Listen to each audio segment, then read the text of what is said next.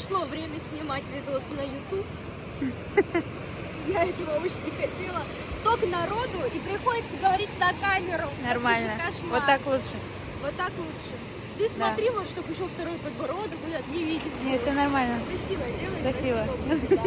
Вот, еще микрофон мне нужен. О, вот здесь мне нравится, как получается. Микрофон еще заказан.